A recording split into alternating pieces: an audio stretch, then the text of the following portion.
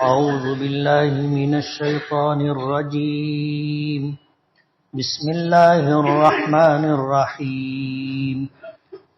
يا أيها الذين آمنوا إذا جاءكم المؤمنات مهاجرات فامتحنوهن الله أعلم بإيمانهن فإن علمتموهن مؤمنات فلا ترجعوهن إلى الكفار لا هن حل لهم ولا هم يحلون لهن وآتوهم ما أنفقوا ولا جناح عليكم أن تنكحوهن إذا آتيتموهن أجورهن ولا تمسكوا بعصم الكوافر واسألوا ما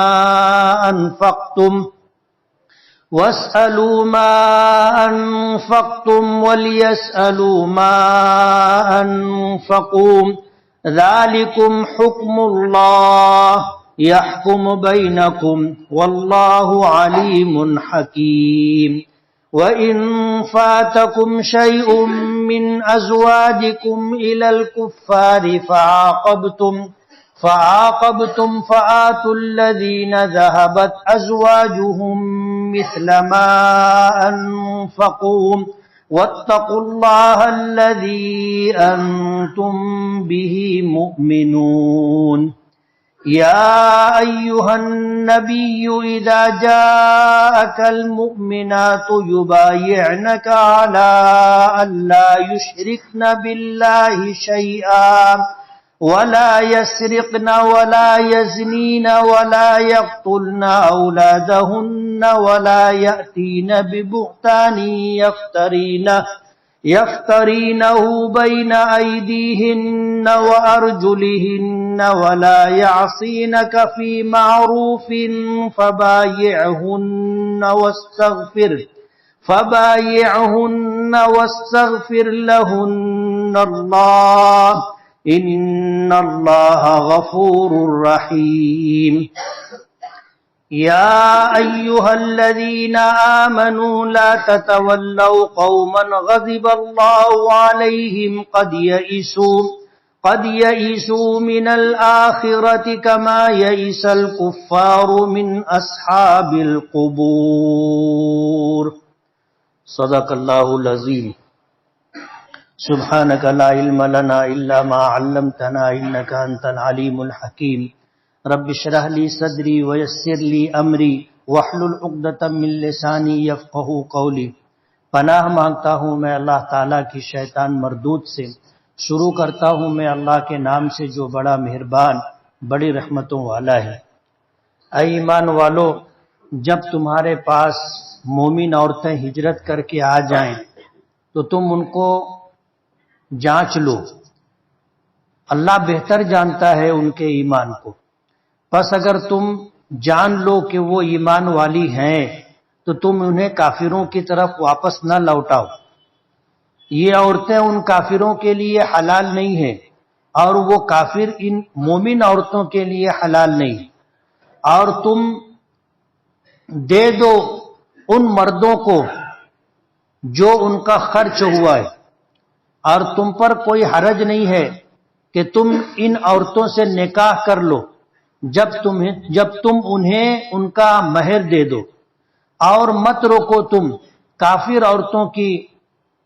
عورتوں کو، اور مانگو تم، مطالبہ کرو تم ان خرچوں کا جو تم نے کیا ہے، اور چاہیے کہ وہ کافر بھی مانگیں وہ خرچ جو انہوں نے کیا ہے. یہ اللہ تعالیٰ کا فیصلہ ہے اور اللہ تمہارے درمیان فیصلہ کرتا ہے، اور اللہ تعالیٰ سب کچھ جانتا ہے اور حکمت والا ہے. اور اگر تمہاری بیویوں میں سے کوئی ان کافروں کی طرف چلی جائے پھر تمہیں بدلہ لینے کا موقع ملے تو تم ان عورتوں کے شوہروں کو جو عورتیں ان کافروں کی طرف چلی گئی ہیں ان کا وہ خرچ دے دو جو انہوں نے کیا ہے، اور ڈرو تم اللہ تعالیٰ سے جس پر تم ایمان رکھتے ہو. اے نبی صلی اللہ علیہ وسلم جب آپ کے پاس ایمان والی عورتیں آئیں بیعت لینے کے لیے آپ سے اس بات پر کہ وہ اللہ کے ساتھ کسی کو شریک نہیں کریں گی، چوری نہیں کریں گی، زنا نہیں کریں گی، اپنی اولادوں کو قتل نہیں کریں گی، اور ایسا کوئی بہتان جو انہوں نے باندھا ہو اپنے ہاتھوں اور پیروں کے درمیان ایسی حرکت نہیں کریں گی، اور بھلی باتوں میں آپ کی نافرمانی نہیں کریں گی، تو آپ ان سے بیعت فرما لیں اور ان کے لیے مغفرت کی دعا کریں، معافی کے طلبگار ہوں اللہ تعالیٰ سے، بے شک اللہ تعالیٰ بخشنے والا رحم کرنے والا ہے۔ اے ایمان والو، تم دوستی مت کرو ایسی قوم سے جن پر اللہ کا غضب نازل ہوا ہے اور وہ آخرت سے اس طرح مایوس ہو گئے ہیں جیسے کہ کفار قبر والوں سے مایوس ہو چکے۔ یہ سورہ ممتحنہ کے آخری رکوع کی چند آیتیں ہیں جس کی میں نے تلاوت کی اور ترجمہ کیا۔ اس سورت کا نام ممتحنہ رکھا گیا تھا، تو میں نے سورت کے آغاز کے موقع پر جب درس قرآن ہوا تھا تو یہ بات کہی تھی کہ اس سورت کے اندر مومن عورتوں کے امتحان اور آزمائش کے تعلق سے احکامات ہیں۔ فامتحنوہن، کہ مومن عورتیں ہجرت کر کے آپ کے پاس آئیں تو ان کو آپ جانچ لو، انکوائری کر لو، تحقیق کر لو، اچھی طرح ان کا امتحان اور آزمائش لینے کے بعد اگر تمہیں معلوم ہو جائے کہ یہ صاحب ایمان ہیں واقعی، تو پھر انہیں کافروں کی طرف واپس نہیں کیا جائے گا۔ فامتحنوہن، اس لفظ سے اس سورت کا نام ممتحنہ رکھا گیا تھا۔ شروع میں نے یہ بات بتائی تھی کہ نبی کریم صلی اللہ علیہ وسلم کی عادت شریفہ تھی کہ جب آپ فجر کی نماز پڑھاتے تھے تو سلام پھیرنے کے بعد مصلی پر قدرے بیٹھے رہتے تھے۔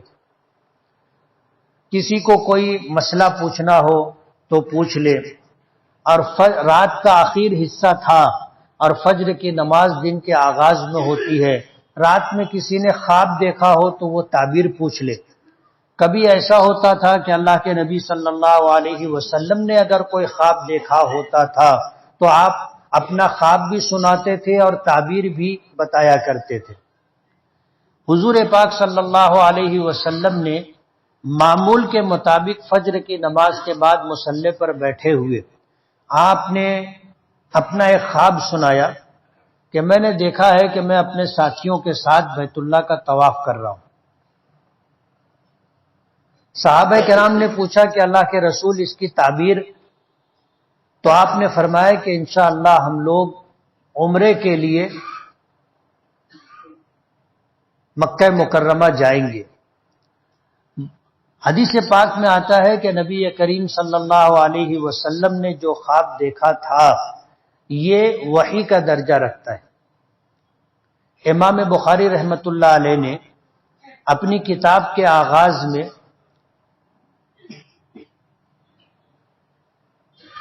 وحی کے متعلق باب باندھا ہے اور اس میں جو تفصیلات ذکر کی ہیں کہ نبی کریم صلی اللہ علیہ وسلم پر وحی کس کس طرح سے آیا کرتی تھی، اسی میں ایک حصہ یہ بھی ہے کہ نبی کریم صلی اللہ علیہ وسلم کو خواب میں احکامات دیے جاتے تھے اور آپ کا خواب جو ہے یہ وحی کا درجہ رکھتا ہے، یعنی جو کچھ آپ نے خواب میں دیکھا ہے اس میں جو تعبیر ہے اس کے وجود میں بال برابر بھی فرق نہیں آتا۔ جب آپ نے خواب دیکھا اور تعبیر دے دی تو صحابہ کرام کو 100% یقین ہو گیا، اور ہونا بھی چاہیے تھا کہ یہ ایمان کا تقاضا تھا کہ وہ اس بات پر یقین کر لے۔ خود نبی کریم صلی اللہ علیہ وسلم نے صحابہ کرام کو ترغیب دی اور آپ کے ترغیب کے بعد صحابہ کرام جو مکہ مکرمہ چھوڑ کر ہجرت کر کے مدینہ منورہ تشریف لے آئے تھے، اور مکہ مکرمہ چھوٹ جانے کا جو قلق تھا اور مدینہ منورہ کے تعلق سے جو یادیں تھی وہ انہیں بے چین کیے رہتی تھی۔ ایک مرتبہ نبی کریم صلی اللہ علیہ وسلم سے عرض کیا کہ اللہ کے رسول، ہم مکہ مکرمہ میں تھے تو ہم بیت اللہ کا طواف کر لیا کرتے تھے اور اس پر ہمیں اجر ملا کرتا تھا۔ حدیث پاک میں آتا ہے کہ اللہ کے گھر پر روزانہ 120 رحمتوں کا نزول ہوتا ہے، جس میں سے 60 رحمتیں طواف کرنے والوں کو ملتی، 40 رحمتیں ان لوگوں کو جو دیگر عبادتوں میں مصروف ہوں، اور 20 رحمتیں ان لوگوں کو ملتی ہے جو بیٹھ کر کے یا عقیدت اور محبت کے ساتھ بیت اللہ کو دیکھ رہے ہیں۔ ظاہر بات ہے یہ بہت بڑا اجر ہے اور یہ بیت اللہ کے ساتھ ہی مخصوص ہے۔ ہمارا تو عقیدہ ہے، ایمان ہے کہ اللہ تعالیٰ کی ایک رحمت، اللہ تعالیٰ کی رحمت کا 100واں حصہ یا اس سے بھی زیادہ چھوٹا آپ بنا لو، تمام انسانوں کی مغفرت اور نجات کے لیے کافی۔ 60 رحمتیں اللہ پاک طواف کرنے والوں کو دیتے ہیں۔ صحابہ کرام کو طواف کے چھوٹنے کا، مکہ مکرمہ کے چھوٹنے کا اور اللہ کے گھر کے دیدار سے محرومی کا جو قلق تھا وہ تھا۔ مکے کی یادیں دلوں میں رچی بسی تھی۔ نبی کریم صلی اللہ علیہ وسلم کے خواب نے اس میں یوں کہو کہ آگ لگا دیا آپ نے۔ ایک شوق تھا جو بھڑک اٹھا اور حضور نے ترغیب بھی دے دی۔ صحابہ کرام نے تیاری شروع کر دی۔ روایتوں میں آتا ہے کہ 1400 یا 1500 یا 1600 صحابہ کرام عمرے کے لیے تیار ہو گئے اور نبی کریم صلی اللہ علیہ وسلم کے ساتھ نکلے۔ نبی کریم صلی اللہ علیہ وسلم نے ذوالحلیفہ پر احرام باندھا، اور بعض روایتوں میں آتا ہے کہ آپ نے ہدی کے جانور منگوائے۔ ہدی کا جانور وہ جانور کہلاتا ہے جسے حدود حرم میں ذبح کرنے کا ارادہ ہو۔ یہ اس زمانے کی بات ہے جب حج کی فرضیت نہیں آئی تھی۔ اب عمرے میں قربانی نہیں ہے، لیکن اس زمانے میں تھی، جو زمانہ جاہلیت سے چلا آ رہا تھا۔ حدود حرم میں اللہ کی رضا کے لیے جانوروں کا قربان کرنا زمانے جاہلیت میں لوگوں کا معمول تھا۔ اللہ کے نبی صلی اللہ علیہ وسلم نے 70 اونٹ منگوائے اور ان کے کوہان کے داہنی سمت تو آپ نے چیرا لگایا، یعنی تیز دھار والے خنجر سے اسے کاٹا، اس طرح کے کھال کٹ جائے، اور جو خون نکلا اسے کوہان کے اوپر لگا دیا گیا۔ یہ علامت ہوتی تھی ہدی کے جانور کی کہ یہ حدود حرم میں جا کر ذبح ہوگا، اور اس علامت کی وجہ سے اس جانور کا لوگ احترام کرتے تھے، اس کے ساتھ کوئی تعرض نہیں کرتے تھے، کیونکہ وہ کسی کے کھیت میں منہ ڈال دیا، کہیں سے پانی پی لیا تو لوگ اس کو روکتے نہیں تھے۔ حدود حرم میں ذبح ہونے والا جانور ہے۔ اللہ کے نبی صلی اللہ علیہ وسلم نکلے، مارچ سن 628 ہجری کا واقعہ ہے غالباً، اور آپ یکم ذی القعدہ کو نکلے تھے۔ آپ کا معمول تھا کہ حالات کی جانکاری کے لیے آپ ایک آدمی کو آگے بھیج دیا کرتے تھے، جسے ہم جاسوس کہہ سکتے ہیں۔ مشرکین مکہ کو نبی کریم صلی اللہ علیہ وسلم کے آنے کی خبر ملی تو انہوں نے ہنگامی طور پر قبائلیوں، جتنے قبائل تھے ان کے سرداروں کا ایک اجلاس بلایا اور اس میں گفتگو کی، مشورہ کیا کیا کرنا چاہیے۔ کچھ لوگوں نے مشورہ دیا کہ ہمارا ہمیشہ سے یہ معمول رہا ہے کہ اگر کوئی شخص اللہ کے گھر کی طرف، بیت اللہ کی طرف عبادت کی نیت سے آ رہا ہو، حج یا عمرے کے لیے آ رہا ہو، تو اس سے کوئی تعرض نہیں کیا جاتا تھا، تو ہمیں بھی کوئی تعرض نہیں کرنا چاہیے. یہ ہماری پرانی روایت ہے، اسے برقرار رکھنا چاہیے. لیکن ایک طبقہ وہ بھی تھا جس میں پرجوش نوجوان تھے، خالد ابن ولید جیسے. انہوں نے اس بات کو قبول کرنے سے انکار کیا اور یہ کہا کہ ہم انہیں مکے میں نہیں داخل ہونے دیں گے. اور خالد ابن ولید 200 گھوڑ سواروں کا دستہ لے کر کے اللہ کے رسول صلی اللہ علیہ وسلم کا راستہ روکنے کے لیے نکل پڑے. جو جاسوس تھا اس نے نبی کریم صلی اللہ علیہ وسلم کو اس بات کی خبر دی. حضور پاک صلی اللہ علیہ وسلم کو جب یہ خبر ملی تو آپ نے مشورہ کیا کیا کرنا چاہیے. مشورے میں حضرت ابو بکر صدیق رضی اللہ تعالی عنہ نے مشورہ دیا کہ اللہ کے رسول، میری رائے یہ ہے کہ ہم جنگ کے ارادے سے نہیں نکلے، ہم عمرے کے ارادے سے نکلے ہیں، ہمیں آگے بڑھنا چاہیے، واپس مدینہ نہیں جانا چاہیے. اگر مشرکین مکہ نے ہمیں روکا اور مقابلے کی نوبت آئی تو پھر ہم ان سے لڑیں گے، ہمیں آگے بڑھنا چاہیے. اللہ کے رسول صلی اللہ علیہ وسلم نے حضرت ابو بکر صدیق رضی اللہ تعالی عنہ کی رائے کو قبول کیا، اتفاق کیا اور آگے بڑھ گئے. لیکن خالد ابن ولید کے آنے کی خبر مل گئی تھی تو وہ راستہ جو عام راستہ تھا مکے اور مدینے کے درمیان، آپ نے وہ عام راستہ چھوڑ دیا اور پہاڑوں اور گھاٹیوں کے راستے سے آپ آگے بڑھتے رہے. آگے بڑھتے بڑھتے آپ جب ایک مقام پر پہنچے جسے حدیبیہ کہا جاتا ہے، غالباً ثنیۃ المرار کے پاس جو ہے حضور کی اونٹنی بیٹھ گئی. جب حضور کی اونٹنی بیٹھ گئی، لوگوں نے اسے اٹھانے کی کوشش کی حل حل کہہ کر کے، تو اونٹنی نے اٹھنے سے انکار کر دیا. تو لوگ کہنے لگے خلعت القصوہ، حضور کی اونٹنی تھی. ایک اونٹنی کا نام قصوہ تھا جو اس سفر میں حضور کے استعمال میں تھی. حضور نے فرمایا کہ قصوہ جو ہے نہ نافرمان ہوئی ہے اور نہ یہ اس کی عادت ہے، لیکن اس اونٹنی کو اس ذات نے روک لیا ہے جس ذات نے ابرہا کے ہاتھیوں کو مکہ پہنچنے سے روکا تھا. اور پھر حدیث پاک میں آتا ہے نبی کریم صلی اللہ علیہ وسلم نے اس بات کا اللہ کے سامنے عہد کیا کہ مشرکین مکہ کی طرف سے ہر وہ بات جو حرم کے احترام میں ہوگی میں اسے قبول کروں گا. اونٹنی اٹھ گئی اور وہاں سے آگے بڑھی اور نبی کریم صلی اللہ علیہ وسلم آ کر حدیبیہ کے مقام پر رک گئے. حدیبیہ اصل میں ایک کنویں کا نام جو مکے سے ایک منزل کے فاصلے پر ہے، یعنی تقریباً 35 کلومیٹر کے فاصلے پر ہے. کنویں کا نام ہے اور وہاں پر اسی کنویں کے نام کی مناسبت سے جگہ کا نام بھی حدیبیہ ہے.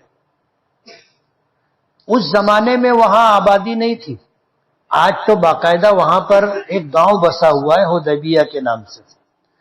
نبی کریم صلی اللہ علیہ وسلم حدیبیہ کے مقام پر پہنچ کر رک گئے. یہ وہ مقام ہے جہاں سے حرم شروع ہوتا ہے. تو حرم شروع ہونے سے پہلے آپ رک گئے اور رکنے کے بعد آپ نے خراش ابن امیہ کو سفیر بنا کر کے، قاصد بنا کر کے مکے والوں کے پاس بھیجا.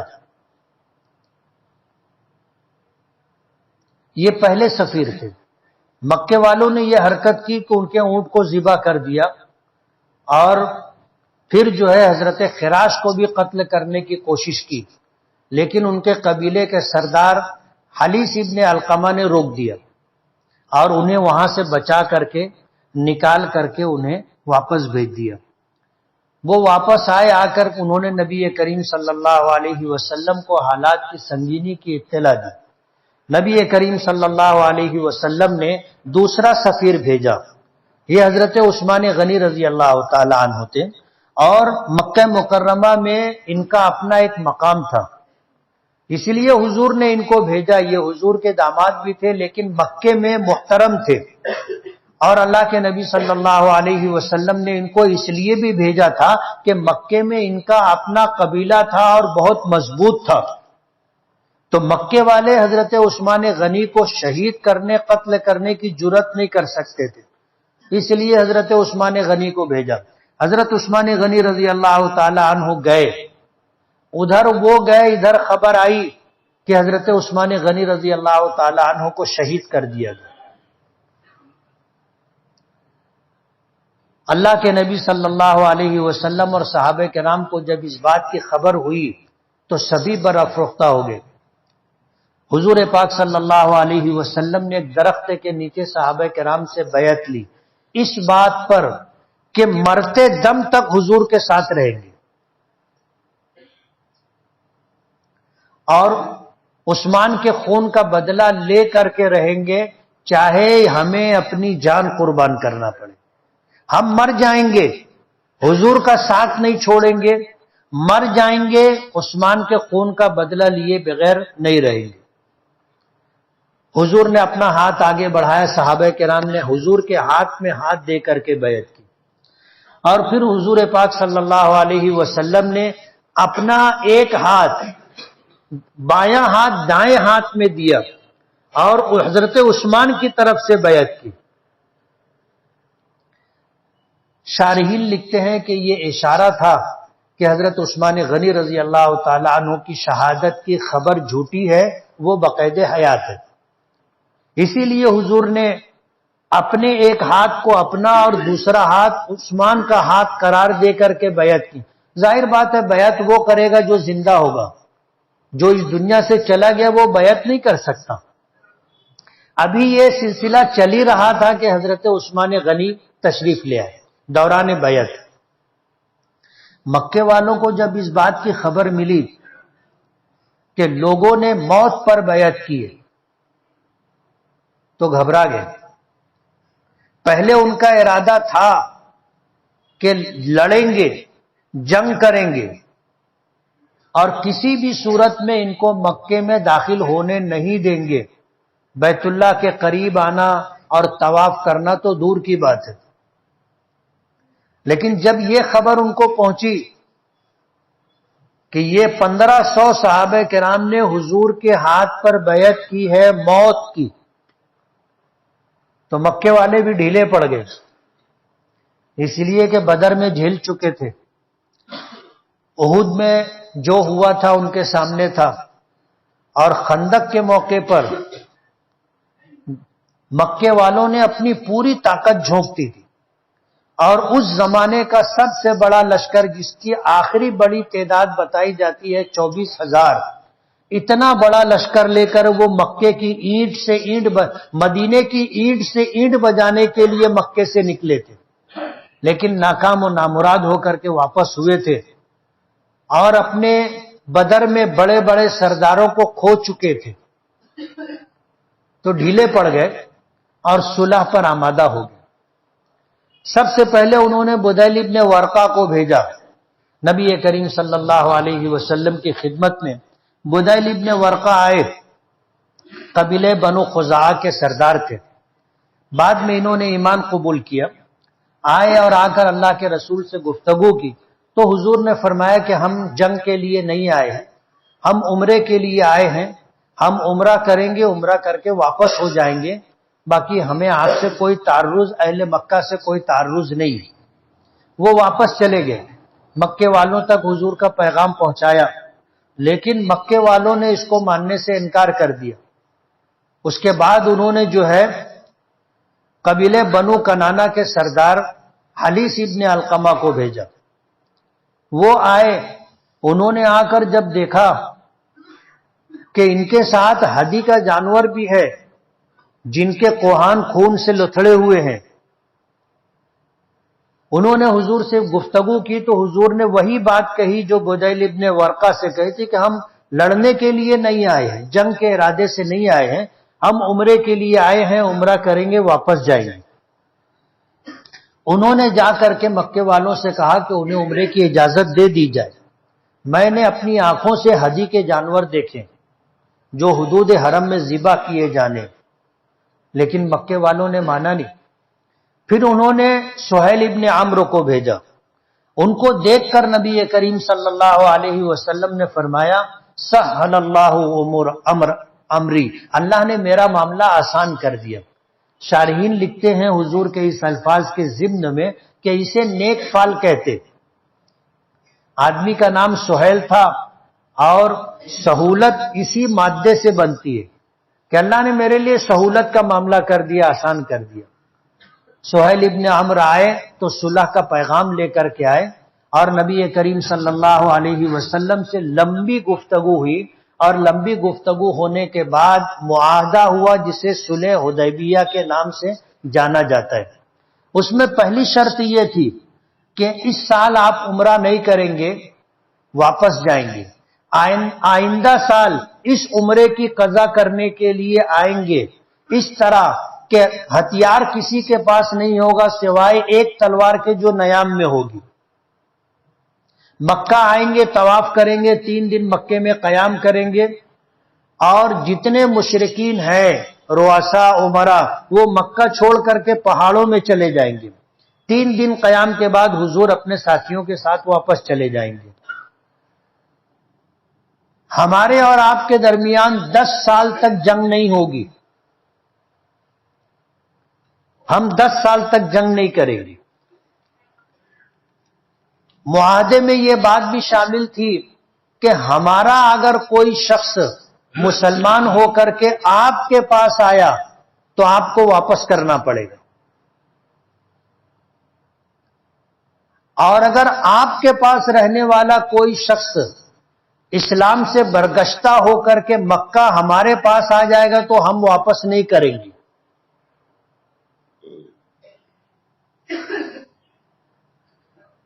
اس طرح کی 10-15 شرطیں تھیں۔ حضور پاک صلی اللہ علیہ وسلم نے تمام شرطوں کو مان لیا۔ حضرت عمر فاروق رضی اللہ تعالی عنہ نے اسی آخری شرط جو میں نے بتائی اس کے متعلق پوچھا کہ اللہ کے رسول کیا ہم حق پر نہیں ہیں؟ حضور نے فرمایا کہ ہم حق پر ہیں۔ حضرت عمر نے پوچھا کہ کیا یہ مشرکین باطل پر نہیں ہے؟ حضور نے فرمایا کہ یقیناً باطل پر ہے۔ تو حضرت عمر کہنے لگے کہ اللہ کے رسول جب ہم حق پر ہیں تو اتنا دب کر کے کیوں صلح کر رہے ہیں؟ ہم نے کبھی زمانے جاہلیت میں بھی اتنا دب کر کے کسی سے صلح نہیں کی۔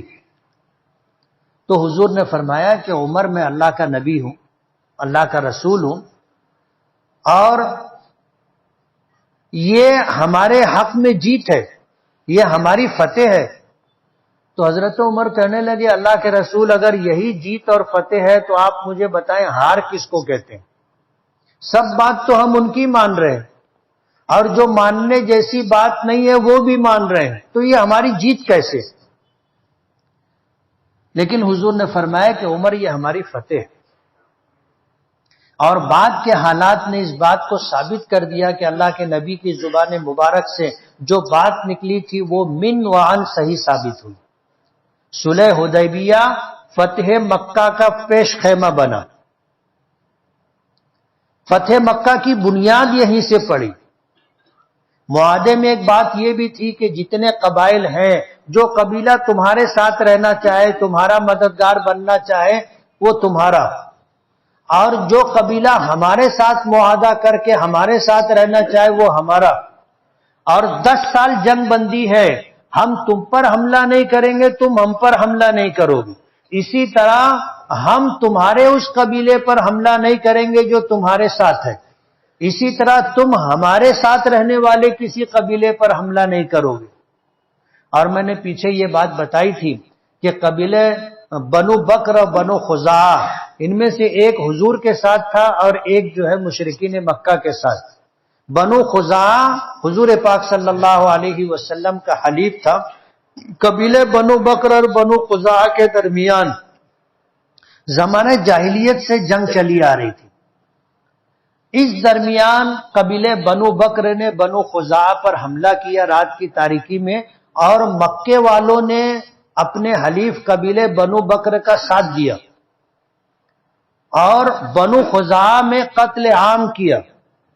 کچھ لوگ جان بچا کر کے بھاگے اور جا کر کے مدینہ پہنچ کر حضور کو اس بات کی اطلاع دی کہ مکے والوں نے معاہدے کی خلاف ورزی کرتے ہوئے اس طرح کی حرکت ہمارے ساتھ کی۔ اللہ کے رسول صلی اللہ علیہ وسلم نے معاہدے کی خلاف ورزی کی بنیاد پر مدینے میں یہ اعلان کر دیا کہ اب ہم مکہ جائیں گے، مکے پر چڑھائی ہوگی، تیاری کرو۔ اور یہ خبر جو ہے ابھی عام نہیں ہوئی تھی، لیکن ابو سفیان کو حالات کے سنگینی کا احساس ہو گیا جو مکے کے سردار تھے، تو وہ مدینہ آئے، آ کر اپنی بیٹی ام حبیبہ رضی اللہ تعالی عنہا کے پاس گئے، ملاقات کی، اور حضرت ام حبیبہ کے حجرے میں، کمرے میں ایک ٹاٹ ڈبل کیا ہوا بچھا ہوا تھا، تو ابو سفیان نے اس پر بیٹھنے کا ارادہ کیا، تو حضرت ام حبیبہ رضی اللہ تعالی عنہا نے ٹاٹ لپیٹ کر کے اٹھا کر کے رکھ دیا۔ تو ابو سفیان نے پوچھا کہ بیٹی یہ ٹاٹ میرے قابل نہیں تھا کہ میں اس پر بیٹھوں، یا میں اس قابل نہیں تھا کہ اس ٹاٹ پر بیٹھوں، یا ٹاٹ اس قابل نہیں تھا، میرے قابل نہیں تھا؟ تو کہنے لگی کہ یہ حضور پاک صلی اللہ علیہ وسلم کا بستر مبارک ہے، اس کے ایک ایک تار کے اوپر، ایک ایک دھاگے کے اوپر اللہ پاک کی طرف سے پاکی کی مہر لگی ہوئی، طہارت کی مہر لگی۔ آپ مشرک ہو، ناپاک ہو، میرے آقا کے پاک بستر پر آپ نہیں بیٹھ سکتے، آپ اس بستر کے لائق نہیں ہو۔ ابو سفیان کہنے لگے کہ بیٹی تم مجھ سے جدا ہونے کے بعد بہت بدل گئی۔ ام حبیبہ نے کوئی جواب نہیں دیا، پھر اپنے آنے کا مقصد بیان کیا کہ ہم سے معاہدے کی خلاف ورزی ہو گئی ہے، تم حضور سے سفارش کر دو، میں معاہدے کی تجدید کے لیے آیا ہوں۔ تو ام حبیبہ رضی اللہ تعالی عنہا نے صاف صاف جواب دیا کہ یہ مردوں کے معاملات ہیں، ہم عورتیں ان میں دخل اندازی نہیں کرتی۔ وہاں سے مایوس ہو کر وہ حضرت فاطمہ کے پاس گئے، پھر حضرت حسن اور حسین کو استعمال کرنا چاہا، ہر طریقے سے انکار ہو گیا، اور ابو سفیان کو اندازہ ہو گیا کہ اب حالات ہمارے حق میں نہیں، ناکام و نامراد مدینے سے مکہ واپس آ گئے۔ مجھے جو بات اتنی تفصیلی تمہید کے بعد کہنی ہے وہ یہ کہ اس معاہدے میں ایک بات یہ بھی تھی کہ اگر کوئی شخص مکے سے ہجرت کر کے مدینہ پہنچے گا، آپ کی خدمت میں آئے گا، تو اسے آپ کو واپس کرنا پڑے گا، اور اگر آپ کے پاس سے کوئی آدمی مرتد ہو کر اسلام چھوڑ کر کے واپس ہمارے پاس مکہ آئے گا تو ہم واپس نہیں کریں گے۔ حضور نے منظور کر لیا تھا، اور حضرت عمر نے اسی بات پر اعتراض جتایا تھا۔ جب حضور صلح کر کے واپس ہونے لگے تو راستے میں سورہ فتح نازل ہوئی، بسم اللہ الرحمن الرحیم، انا فتحنا لک فتحا مبینا، کہ بے شک ہم نے آپ کو کھلی ہوئی فتح عطا کی۔ اور بعد کے حالات سے یہ بات کھل کر کے سامنے آ گئی کہ یہ معاہدہ 100% مسلمانوں کے حق میں تھا، اور یہی معاہدہ صلح حدیبیہ فتح مکہ کی بنیاد بنا تھا۔ حضرت عمر فاروق رضی اللہ تعالی عنہ اخیر زندگی تک اس پر ندامت کا اظہار کرتے تھے کہ میری کیسے یہ جرأت ہو گئی تھی کہ میں نے اللہ کے رسول سے یہ بات کہی تھی کہ یہ کیا ہے، ہم اتنا دب کر کے ڈر کر کے کیوں صلح کر رہے؟ اور حضور نے فرمایا کہ عمر میں اللہ کا نبی ہوں اور یہ ہمارے لیے کھلی ہوئی فتح ہے۔ تو میں نے یہ کہا تھا کہ اگر یہ جیت ہے، فتح ہے، تو ہار کس کو کہتے ہیں آپ بتائیں۔ ساری زندگی اس پر ان کو ندامت رہی۔ اس معاہدے کی ایک شک جو یہ تھی، بہت تفصیل ہے لیکن میں اس میں جانا نہیں چاہتا۔ اب مکے سے اسلام قبول کر کے، ایمان قبول کر کے جو لوگ مدینہ آتے تھے انہیں واپس کرنا پڑتا تھا۔ مرد حضرات کو واپس کیے الگ بات تھی، عورتیں آ گئیں۔ جب عورتیں مدینہ منورہ آ گئیں اور پھر ان کے رشتہ دار، ان کے سرپرست مدینہ آئے واپس لینے کے لیے، تو اللہ کے رسول صلی اللہ علیہ وسلم سوچ میں پڑ گئے کہ کیا کریں، ان عورتوں کو واپس کریں یا نہ واپس کریں۔ تو قرآن کریم کی یہ آیات نازل ہوئی جس کی میں نے تلاوت کی کہ یا ایھا الذین آمنوا اذا جاءکم المؤمنات مہاجرات فامتحنوہن، کیا ایمان والو جب تمہارے پاس مومن عورتیں ہجرت کر کے آ جائیں تو تم ان کا امتحان لو۔ اللہ ان کے ایمان کو بہتر جانتا ہے، اور اگر تم اپنے امتحان میں اس بات کو جان لو کہ یہ واقعی صاحب ایمان ہے تو انہیں کافروں کی طرف واپس مت کرو۔ جب عورتیں ہجرت کر کے آئیں تو اللہ کے رسول صلی اللہ علیہ وسلم نے اس آیت کے نازل ہونے کے بعد مشرکین مکہ سے یہ بات کہی کہ تمہارا ہمارا معاہدہ مردوں کے متعلق ہے، عورتوں سے متعلق نہیں، کہ جو شخص ہجرت کر کے آئے گا، بظاہر اس میں مرد عورتیں دونوں شامل ہیں، لیکن اس آیت کے نازل ہونے کے بعد اللہ پاک کی طرف سے یہ اشارہ مل گیا کہ یہ حکم جو ہے مردوں سے متعلق ہے، عورتوں سے متعلق نہیں ہے۔ عورتیں اگر آئی ہیں وہ اپنے خاوند سے ناراض ہو کر کے نہیں آئی، وہ کسی مسلمان مرد سے عشق محبت کا تعلق ہونے کی بنا پر نہیں آئی، وہ اس لیے آئی ہے کہ اس نے ایمان قبول کر لیا ہے اور اب مکے میں اپنے ایمان پر قائم رہنا، ثابت قدم رہنا اس کے لیے مشکل ہے، تو وہ آپ کے پاس آئی ہے۔ ایسی عورتوں کو واپس نہیں کیا جائے گا۔ فَلَا تَرْجِعُوهُنَّ إِلَى الْكُفَّارِ، اور کیوں واپس نہیں کیا جائے گا؟ فرمایا لَهُنَّ حِلٌّ لَهُمْ، یہ ایمان والی عورتیں کافر مردوں کے لیے حلال نہیں ہے، اور یہ کافر مرد ایمان والی عورتوں کے لیے حلال نہیں ہے۔ یہ آیت کا وہ حصہ ہے جس سے اس بات کا علم ہوا کہ اب مومن اور مشرک کے درمیان نکاح کا رشتہ نہیں ہو سکتا۔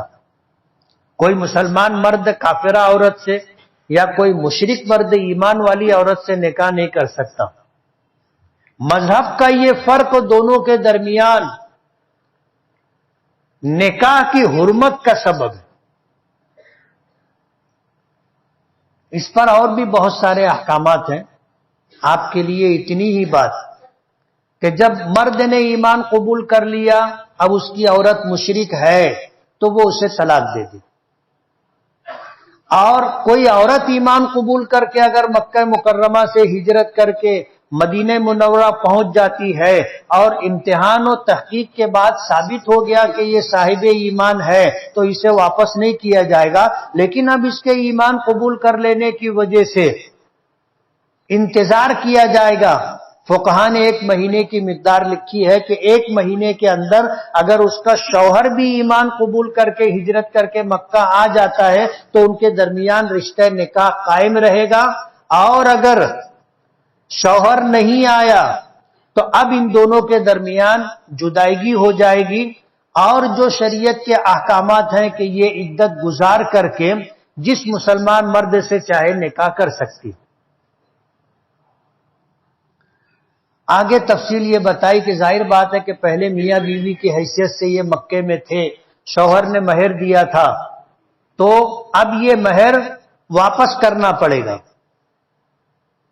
یہ مہر واپس دینا پڑے گا۔ اللہ نے فرمایا وَآتُوهُم مَّا أَنفَقُوا، مہر کے نام پر ان کے شوہروں نے جو رقم ان کو دی ہے، جو مال دیا ہے، وہ انہیں دینا پڑے گا، اور تم پر کوئی حرج نہیں ہے کہ تم ان عورتوں سے نکاح کر لو۔ 1 ماہ انتظار کرنے کے بعد جب اس کا شوہر آیا نہیں تب ان کا رشتہ نکاح ختم ہو گیا، عدت گزار لینے کے بعد تم ان عورتوں سے نکاح کر سکتے ہو، اور نکاح میں تمہیں ان عورتوں کو ان کا مہر دینا پڑے گا۔ تم مہر دے دو، نکاح کر سکتے ہو۔ آگے فرمایا وَلَا تُمْسِكُوا بِعِصَمِ الْكَوَافِرِ، وہ عورتیں جو مسلمانوں کے نکاح میں تھیں اور انہوں نے ایمان قبول نہیں کیا، کفر پر رہی، تب ان عورتوں کو اپنے نکاح میں تم مت رکھو، انہیں آزاد کر دو۔ اس حکم کے آنے کے بعد حضرت عمر نے اپنی ان 2 اور بیویوں کو طلاق دی جو کافر تھیں اور مکہ مکرمہ میں تھیں۔ عثمان ابن طلحہ ان کی بیوی مکے میں تھی اور وہ کافرہ تھی، ایمان قبول نہیں کیا تھا، انہوں نے اس کو طلاق دی۔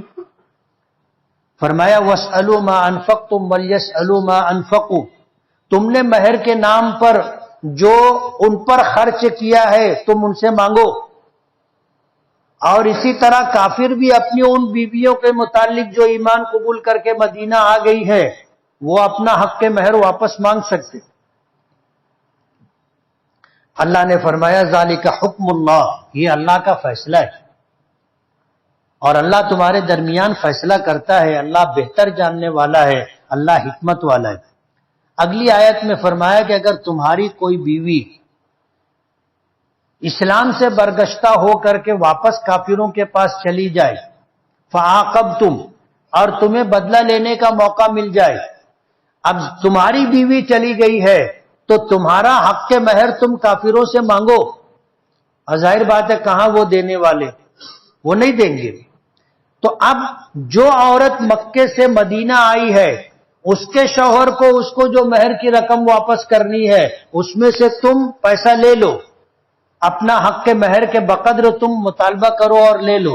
فآتوا الذین ذهبت ازواجهم مثل ما انفقوا، جو تمہیں لینا ہے دینے والی رقم میں سے اتنا تم لے لو۔ واتقوا اللہ الذی انتم بہ مؤمنون، اور اللہ تعالیٰ سے ڈرو جس پر تم ایمان رکھتے ہو، جس پر تم یقین رکھتے ہو۔ تو مردوں کے لیے یہ حکم تھا کہ اگر کوئی مرد مکے سے ایمان قبول کیا، ہجرت کر کے مدینہ آ گیا، واپس کرنا پڑے گا، لیکن عورتوں کو واپس نہیں کیا جائے گا۔ اس آیت کی وجہ سے یہ حکم آیا۔ مفسرین لکھتے ہیں کہ یہ معاملہ اسی واقعے سے متعلق ہے، بعد میں یہ احکامات نہیں ہیں۔ بعد میں اگر کوئی معاہدہ ہوتا ہے تو اس معاہدے کے مطابق عمل ہوگا۔ اب ایک اور حکم اس آیت میں اللہ پاک فرماتے ہیں کہ اے نبی، اگر آپ کے پاس ایمان والی عورتیں بیعت کے لیے آئیں تو بیعت کر لو۔ کن باتوں پر بیعت؟ اللہ کے ساتھ شرک نہیں کریں گی، چوری نہیں کریں گی، زنا نہیں کریں گی، اپنی اولادوں کو قتل نہیں کریں گی۔ زمانے جاہلیت میں بچوں کو مرد بھی قتل کر دیا کرتے تھے، عورتیں بھی مار دیا کرتی تھی، جبھی یہ حکم آیا ہے۔ آج بھی ہوتا ہے، حمل ٹھہرنے کے بعد عورتیں ابارشن کروا لیتی ہیں، گولی کھا لیتی ہیں، حمل ساقط کروا دیتی ہیں، یہی ہے اولاد کو قتل کرنا۔ اگر یہ عورتیں اس بات پر بیعت کرتی ہیں کہ اللہ کے ساتھ شرک نہیں کریں گی، اور چوری نہیں کریں گی، اور زنا نہیں کریں گی، اور اپنی اولادوں کو قتل نہیں کریں گی، اور اپنی طرف سے گھڑا ہوا کوئی الزام اور بہتان کسی پر نہیں لگائیں گی، جھوٹا بہتان و الزام، اور بھلی باتوں میں، خیر کے کاموں میں آپ کی نافرمانی نہیں کریں گی، تو آپ ان کو بیعت کر لو۔ بیعت کرنے کا حکم اللہ پاک کی طرف سے ہے، اس میں آپ کو نماز، روزہ، زکوٰۃ، حج نہیں سنا آپ نے، اس میں شرک سے روکا گیا، چوری سے، زنا سے، قتل اولاد سے، الزام اور بہتان تراشی سے روکا گیا۔ بھلی باتوں میں فرما برداری کریں گی، اس بات کا تذکرہ۔ اس بات پر بیعت نہیں ہے کہ نماز پڑھیں گی، روزہ رکھیں گی، زکوٰۃ دیں گی، حج کریں گی، حالانکہ یہ لازمی اور ضروری ہے۔ مفسرین نے لکھا ہے اس کا اس لیے تذکرہ نہیں ہے کہ یہ تو کرنا ہی کرنا ہے، اس میں کوئی بیعت کی ضرورت نہیں ہے۔ ہر حال میں ہر مسلمان کو نماز روزے کا اہتمام کرنا ہے، اور صاحب نصاب ہے تو زکوٰۃ دینی ہے، صاحب استطاعت ہے تو حج کرنا ہے، کوئی گنجائش نہیں، معافی کسی کے لیے نہیں۔ اس لیے ان باتوں کا فرائض کا تذکرہ نہیں۔ فرمایا فبایعہن، بیعت کر لینا ان عورتوں سے۔ تو بیعت کا حکم اور بیعت کا عمل حضور کے زمانے سے چلا آ رہا ہے۔ آج بھی جو بزرگان دین ہیں، اولیاء کرام ہیں، پیران طریقت ہیں، لوگ ان کے ہاتھوں پر بیعت کرتے ہیں، اور بیعت کے اندر یہی ساری باتیں ہوتی ہیں کہ ہم شرک نہیں کریں گے، اور چوری ہے، زنا ہے، قتل اولاد ہے، الزام تراشی ہے، اور اسی طرح جو ہے بھلی باتوں میں ہم نافرمانی نہیں کریں گے، اللہ اس کے رسول کے تمام احکامات کی تابع داری کریں گے، یہ اس پر بزرگان دین بیعت لیتے ہیں اور کرنا چاہیے۔ بزرگوں نے لکھا ہے، قرآن کریم کی آیات اور صحابہ کرام کے طرز عمل سے یہ بات ملتی ہے کہ جس شخص کے اوپر اس بات کا اعتماد ہو کہ یہ شخص صاحب نسبت ہے، صاحب معرفت ہے، فرائض و واجبات کے ساتھ ساتھ سنتوں کی ادائیگی کا بھی اہتمام کرتا ہے، اسے اس کے ہاتھ پر بیعت کر لینی چاہیے۔ کتنے لوگ ہیں ہم میں سے جس نے کسی اللہ کے کسی ولی سے، کسی بزرگ سے بیعت کی ہو؟ ہاتھ اٹھانا۔ بہت تھوڑے لوگ ہیں۔ ہم لوگوں کو بیعت کر لینا چاہیے، کریں گے نا؟ اور بیعت کر لینے سے ہوتا یہ ہے کہ آدمی ان چیزوں کا اہتمام کرنے لگتا ہے، نمازوں کا اہتمام، روزہ، زکوٰۃ، حج کے ساتھ ساتھ پھر نوافل کا، ذکر و اذکار کا، تلاوت کا اہتمام ہونے لگتا ہے، نیکی کا شوق پیدا ہو جاتا ہے، گناہوں سے بچنا آسان ہو جاتا ہے۔ اس لیے کسی ایسے شخص سے جو اللہ کا ولی ہو، بزرگ ہو، اور جس کے متعلق ہمیں اطمینان ہو کہ یہ متبع سنت ہے، اس کے ہاتھ پر بیعت کر لینا چاہیے۔ اللہ نے حکم دیا فبایعہن، کہ اے نبی آپ ان عورتوں سے بیعت کر لو، ان سے بیعت لے لو، واستغفر لہن، اور اللہ تعالیٰ سے ان کے لیے معافی طلب کرو، بخشش چاہو، مغفرت کے طلبگار ہو جاؤ، بے شک اللہ تعالیٰ بڑا بخشنے والا اور مہربان ہے۔ آخری آیت میں جس کا تذکرہ بالکل شروع میں تھا کہ یا ایھا الذین آمنوا لا تتخذوا عدوی وعدوکم اولیاء، کیا ایمان والو تم میرے اور اپنے دشمنوں کو دوست مت بناؤ، تم ان سے محبت مودت کا تعلق مت رکھو، اس لیے کہ انہوں نے حق کا انکار کیا ہے۔ اسی کا اعادہ ہے کہ یا ایھا الذین آمنوا لا تتولوا قوما غضب اللہ علیہم، اے ایمان والو تم ایسی قوم سے دوستی مت کرو جن پر اللہ کا غضب نازل ہو چکا ہے۔ مفسرین کہتے ہیں اس سے مراد یہود ہے، مفسرین کہتے ہیں اس سے مراد نصارہ کرسچن ہے۔ عام مفسرین کی رائے یہ ہے کہ ہر مشرک اور کافر اس سے مراد ہے، منافق ہو، مشرک ہو، کافر ہو، یہودی ہو، نصرانی ہو، سب اس میں شامل ہیں۔ اہل ایمان جو لوگ اپنے کفر اور شرک میں بالکل کھلے ہوئے ہیں، ان سے دلی تعلق، محبت مودت تعلق مت رکھو۔ قد یئسوا من الآخرہ، یہ لوگ آخرت سے مایوس ہو چکے، کیوں؟ اس لیے کہ انہوں نے آخرت کو مانا ہی نہیں ہے کہ مرنے کے بعد دوبارہ زندہ ہونا ہے اور اللہ کی بارگاہ میں جا کر حساب و کتاب دینا ہے اور پھر جنت ٹھکانہ ہوگا یا جہنم ٹھکانہ ہوگا، وہ آخرت کو مانتے ہی نہیں ہے، دوبارہ زندہ ہونے کو مانتے ہی نہیں ہے۔ کما یئس الکفار من اصحاب القبور، جیسے یہ کفار مرے ہوئے وہ لوگ جو قبروں میں دفن ہے ان سے مایوس ہے۔ جو آدمی دنیا سے چلا گیا وہ آپ کے کسی کام آ سکتا ہے؟ کھلی ہوئی بات ہے، کھلی ہوئی بات ہے۔ اللہ پاک فرماتے ہیں قد یئسوا من الآخرہ، یہ کفار آخرت سے مایوس ہو چکے ہیں جیسے کفار مایوس ہو گئے قبر والوں سے۔ مشرکین کو بھی اس زمانے میں یہ تھا، کرنے والی ذات کس کی ہے؟ اللہ کی ہے، سب کچھ وہی کرتا ہے، سب کچھ وہی کرتا ہے۔ تو یہ لوگ آخرت سے مایوس ہو گئے جیسے کفار قبر والوں سے مایوس ہو گئے۔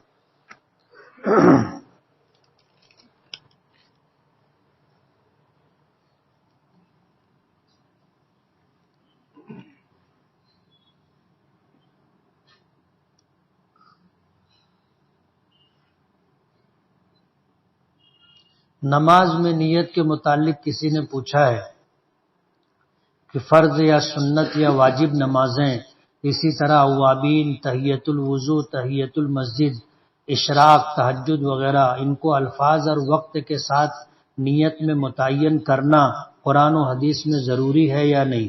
نیت ضروری ہے۔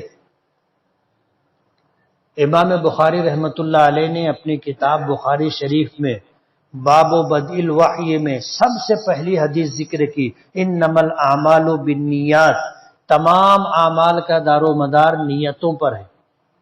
وانما لکل امرئ ما نوی، اور فرمایا کہ ہر شخص کو وہی ملے گا جس کی اس نے نیت کی ہے۔ اس لیے نیت کرنا ضروری ہے۔ ایک ہوتی ہے بھلے کاموں کی نیت، ایک ہوتی ہے برے کاموں کی نیت، اور ایک عمل ہوتا ہے بے نیت والا۔ جیسے ہم لوگ آ کر کے وضو کیے، وضو میں کتنے لوگوں نے نیت کی تھی کہ میں وضو کر رہا ہوں اس لیے تاکہ مجھے پاکی حاصل ہو جائے۔ ابھی عشاء کے لیے ہم نے وضو کیا نا، کتنے لوگوں نے نیت کی تھی؟ ہاتھ اٹھانا۔ کچھ لوگوں نے نیت کی، باقی سب لوگوں نے نیت نہیں کی۔ یہ بے نیتی ہے۔ جن لوگوں نے نیت کی ہے ان کو وضو کرنے کا ثواب ملے گا، اور حدیث پاک میں آتا ہے کہ نیت کرنے کی وجہ سے وضو میں جو پانی استعمال ہوتا ہے وہ جسم کے اعضاء سے گناہ کے آخری قطرے کو لے کر کے جدا ہوتا ہے، گناہ کے آخری گناہ کو لے کر کے آخری قطرہ ٹپکتا ہے۔ لیکن یہ اجر ان کو ملے گا جنہوں نے نیت کی تھی۔ تو ایک تو یہ ہے کہ آدمی نیت کرے، اور ایک یہ ہے کہ نیت نہ کرے۔ کچھ چیزیں ایسی ہیں جو نیت نہ کرنے کے بعد بھی ہو جاتی ہیں، جیسے وضو ہے، غسل ہے، بغیر نیت کے بھی وضو ہو جائے گا، بغیر نیت کے بھی غسل ہو جائے گا۔ لیکن نماز ہے، روزہ ہے، زکوٰۃ ہے، حج ہے، اس کے لیے نیت ضروری ہے۔ نیت ضروری ہے، اور نیت کریں گے تو جو اجر و ثواب اس پر متعین ہے وہ ملے گا۔ نیت نہیں کریں گے تو ثواب نہیں ملے گا۔ ایک اختلافی مسئلہ ہے۔ تو نیت کے بغیر نماز، روزہ، زکوٰۃ، حج نہیں ہے۔ نیت کس چیز کو کہتے ہیں؟ نیت کہتے ہیں دل کے ارادے کو۔ آپ کے دل میں یہ ہونا چاہیے کہ میں عشاء کی فرض نماز پڑھ رہا ہوں، میں سنت پڑھ رہا ہوں، میں 3 رکعت واجب پڑھ رہا ہوں۔ یہ تعین ضروری ہے۔ زبان سے کہنا ضروری نہیں ہے، لیکن اگر زبان سے کہہ لے تو اچھا ہے۔ کیا حافظ قرآن حافظے کے لیے ایک نشست میں پورا قرآن شریف سنانا لازمی ہے؟ لازمی نہیں ہے۔ ہر شخص کی یادداشت اور قوت حافظہ اتنا اچھا نہیں ہوتا کہ وہ پورا قرآن پاک ایک نشست میں سنائے۔ نیچے لکھتے ہیں کہ ہمارے مدرسے میں تکمیل کے لیے، یعنی سند حاصل کرنے کے لیے، ایک نشست میں پورا قرآن پاک سنانا ضروری قرار دیا گیا ہے۔ یہ حافظہ مضبوط رہے، قرآن پاک یاد رہے، اس کے لیے شرعاً ضروری نہیں۔ ایک شخص ایک مسجد میں فجر کی نماز کے بعد امام صاحب روزانہ پابندی سے جہری دعا کرتے ہیں، جس کی وجہ سے وہ افراد جن کی نماز رہ گئی ہے ان کو نماز میں کافی خلل واقع ہوتا ہے۔ خود میرے ساتھ بھی ایسا واقعہ ہوا۔ ہم نے سنا ہے کہ امام صاحب کو اکثر سری دعا کرنی چاہیے، جبکہ امام صاحب پابندی سے روزانہ جہراً دعا کرتے ہیں۔ یہ امام کی ثواب دید پر ہے۔ فجر کی نماز میں امام گھوم کر کے بیٹھتا ہے، برابر۔ تو اگر امام نے دیکھا کہ لوگوں کی رکعتیں چھوٹ گئی اور تسبیحات مکمل کرنے تک لوگوں کی نماز مکمل نہیں ہوئی، کوئی کھڑا ہی ہے، تو پھر دعا سے، جہرن دعا سے اگر اس کی نماز میں خلل ہوتا ہو تو سری دعا کرنا چاہیے، اور اگر لوگوں کی نمازیں مکمل ہو گئی تو امام جہری دعا کر سکتا ہے، اور جہری دعا کرتے رہنا چاہیے۔ مصلیوں کو دعا کرنا دعا مانگنا آ جاتا ہے، ڈھنگ آ جاتا ہے، دعائیں بھی یاد ہو جاتی۔ 24 نومبر بروز بدھ کو میرے یہاں لڑکی پیدا ہوئے، نام تجویز کرنے کی گزارش ہے۔ عائشہ ہے، فاطمہ ہے، زینب ہے، مریم ہے، ماریہ ہے، حبیبہ ہے، میمونہ ہے، اسما ہے، طاہرہ ہے، حمیرہ ہے، جو نام اچھا لگے آپ رکھو۔ حجامہ کس کس تاریخ کو کرنا سنت ہے؟ الگ الگ بیماریوں میں الگ الگ تاریخ میں کیا جاتا ہے۔ نبی کریم صلی اللہ علیہ وسلم کے سر میں درد رہتا تھا تو چاند کی ڈھلتی تاریخوں میں 17 اور 19 کو آپ نے حجامہ اور پشنا لگوایا تھا۔ کیا آپ کو حضور کی زیارت ہوئی ہے؟ ہاں الحمدللہ بارہا ہوئی۔ زید کے ماموں نے زید کی امی یعنی ان کی بہن کو حصہ نہیں دیا، تو کیا زید ان کے ماموں کے وہاں کھانا کھا سکتا ہے یا نہیں؟ اور اگر دعوت آئے تو کیا کرے؟ کسی شخص کے انتقال کے بعد جو ترکہ ہوتا ہے وہ ان کے تمام وارثوں کے درمیان مشترک ہوتا ہے۔ اس میں اگر کوئی تصرف کرنا ہو تو تصرف کرنے والا دوسرے وارثین سے اجازت لے وے کہ یہ جو میرے پاس ہے یہ سب کا ہے، اب اس میں جو ہے میں دعوت دے رہا ہوں، تو میں سب سے پوچھ لے کہ میں دعوت دوں یا نہیں دوں۔ اگر اس نے پوچھ لیا ہے، سب نے اجازت دے دی ہے، تو وہ مشترکہ سرمایے سے دعوت کی جائے تو کھانا جائز ہے۔ اور جن خاندانوں میں وارثین سے اجازت نہیں لی گئی اور ان کے مطالبے پر بھی ان کو جو ہے ان کا حصہ نہیں دیا جا رہا ہے، تو ایسے لوگوں کے یہاں دعوت آئے تو کھانا جائز نہیں ہے۔ میں نے شاید 2-3 جمعہ پہلے یہ بات کہی تھی تو گاؤں میں بڑی ہلچل تھی، لیکن یہ شریعت کی بات ہے۔ کسی کو ٹارگٹ کر کے اور کسی کو جو ہے یعنی نشانہ لگا کر کے یہ بات نہیں کہی جا رہی ہے، یہ شریعت کا حکم ہے۔ جیسے ہمارے ہاں کہتے ہیں نا کہ کسی کا مال اس کی اجازت کے بغیر استعمال کرنا جائز نہیں، کسی کا مال اس کی اجازت کے بغیر کھانا بولو نا جائز نہیں ہے۔ اب جو مشترکہ سرمایہ ہے، ایک وارث اس میں سے قابض ہے، وہ لوگوں کو دعوت دے رہا ہے، دیگر بھائی بہنوں کو حصہ نہیں دیا ہے اور ان سے اجازت بھی نہیں لی رہی ہے کہ میں 100 پائلی پکا رہا ہوں، سب کو دعوت دے رہا ہوں، تم لوگ اجازت دو، پوچھا بھی نہیں ہے، تو ایسی جگہ کھانا کھانا جائز نہیں۔ زیادہ فضیلت والا استغفار بتائیے۔ استغفر اللہ العظیم الذی لا الہ الا هو الحی القیوم واتوب الیہ۔ اگر کسی لڑکی کو یا اس کے گھر والوں کو داغ ہو تو وہاں نکاح کر سکتے ہیں۔ آج کل لوگ داغ والی لڑکی سے شادی نہیں کرتے، شریعت میں اس کی کوئی ممانعت نہیں ہے۔ شریعت میں ممانعت ہے جذام کے متعلق۔ جذام اس بیماری کو کہتے ہیں جس میں انگلیاں جھڑ جاتی، اور داغ جو ہے یہ برس ہے، سفید داغ، شرن کوئی حرج نہیں ہے، نکاح کر سکتے ہیں۔ ہمیں پتا ہے کہ ہم ناپاک ہیں، اس کے بعد بھی نماز پڑھ لیے تو مسجد میں تو کیا ہوگا؟ یہ بہت بڑا گناہ ہے، گناہ کبیرہ ہے کہ جان بوجھ کر بغیر وضو کے نماز پڑھنا، اور غسل کی حاجت تھی بغیر غسل کیے جان بوجھ کر کے نماز پڑھنا، ایمان کے سلب ہو جانے کا خطرہ ہے۔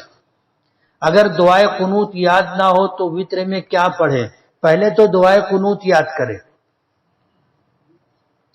ظاہر بات تو چھوٹی سی چند سطروں کی دعا ہے، کوئی پورا قرآن پاک یاد کرنے والی بات نہیں۔ دعائے قنوت یاد کرے، اور جب تک یاد نہ ہو جائے 3 مرتبہ سبحان ربی العظیم یا سبحان ربی الاعلی پڑھ لیں۔ اسلام میں عورت کا نوکری کرنا کیسا ہے؟ جائز ہے۔ شریعت کی پابندی پردے کے اہتمام کے ساتھ عورت نوکری کر سکتی۔ نماز میں رکعت کا خیال نہیں رہتا تو نماز کیسے پوری کرے؟ اگر پہلی مرتبہ رکعتوں کی تعداد میں شک ہوا ہے تو نماز توڑ دے، پھر شروع سے پڑھے۔ اور اگر بار بار شک ہوتا ہے، شک کی عادت ہو گئی ہے، اب نماز میں شک ہو گیا تو تحری کریں گے، تحری کا مطلب یہ کہ غور کریں گے، یاد کریں گے کہ کتنی رکعت ہوئی. پہلی رکعت میں ایک کھاتے کا حساب ہوا تھا، دوسری میں مارکیٹ کا حساب ہوا تھا، تو 2 ہی رکعت ہوئی ہے. یاد کریں، اور یاد کرنے میں جو گمان ہو جائے کہ ہاں 2 رکعت ہوئی ہے تو اس پر عمل کر لیں. کالج میں لیکچر کے دوران اگر نماز کا وقت ہو جائے تو کیا کریں؟ نماز کے وقت میں کافی گنجائش ہوتی ہے، لیکچر پورا ہو جائے تو نماز پڑھ لیں. ایک شخص کی عمر 70 سال ہے، مسجد میں گرم پانی ہونے کے باوجود تیمم کرتا ہے، کیا اس کا وضو ہوگا نہیں ہوگا؟ اگر گرم پانی کا انتظام ہے یا گرم پانی کا انتظام ہو سکتا ہے تو اس کو وضو کرنا چاہیے، تیمم کرنے سے وضو نہیں ہوگا. ایک خاتون کو کئی مرتبہ خواب نظر آیا کہ فلاں شخص کا انتقال ہو گیا ہے،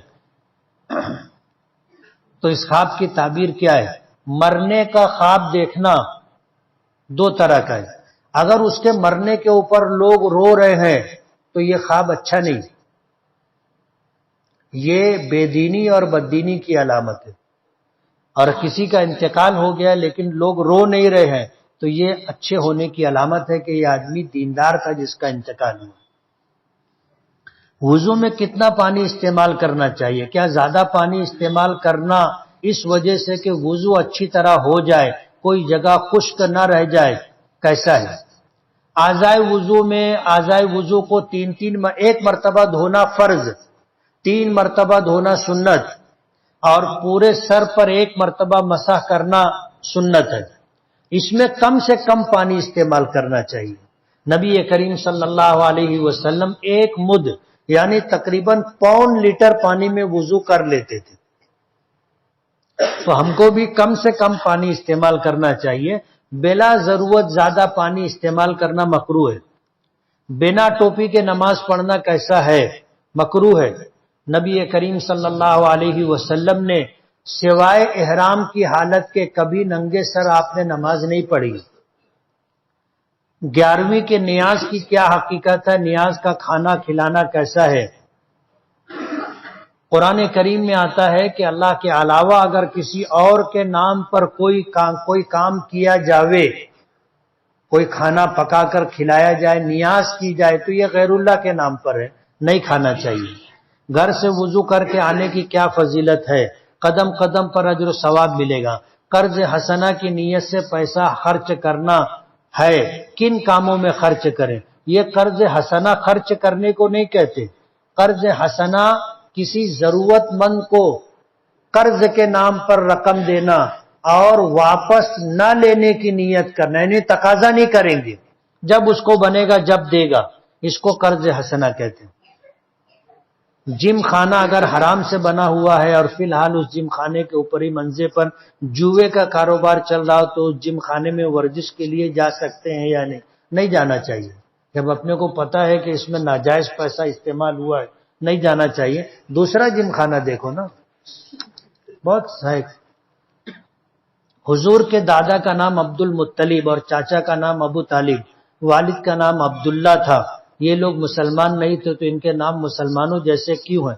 زمانے جاہلیت میں بھی لوگ ایسے نام رکھتے تھے، اور کیوں رکھتے تھے کہ یہ حضرت ابراہیم علیہ السلام کی اولاد میں سے تھے، اس لیے رکھتے تھے. ہمارے نبی نے جب سارے نبیوں کی امامت کی تھی تو کون سی سورت پڑھی تھی؟ قرآن و حدیث میں یہ تفصیل نہیں ملتی.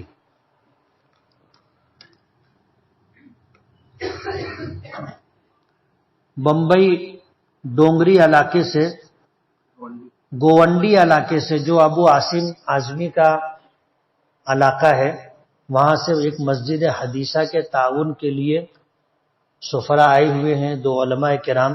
سبھی لوگوں سے گزارش ہے کہ اس مسجد کی تعمیر میں اپنا تعاون دیں. اللہ کا بہت بڑا احسان ہے کہ ہمارے شہر میں چندے کے لیے بمبئی کے لوگ آئے.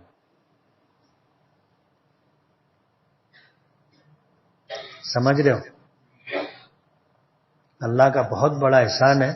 ہمارا شہر بڑے بڑے شہروں کی ضرورت پوری کرتا ہے. بمبئی میں کوئی کمی نہیں ہے، ہزاروں لوگ ایسا جو پوری مسجد اکیلے بنا سکتے، لیکن آج وہاں کے رہنے والوں کو ضرورت محسوس ہوئی وہ مالیگاؤں آئے. یہ ہمارے لیے سعادت کی بات ہے. سبھی لوگوں سے گزارش ہے کہ تعاون کریں. بسم اللہ.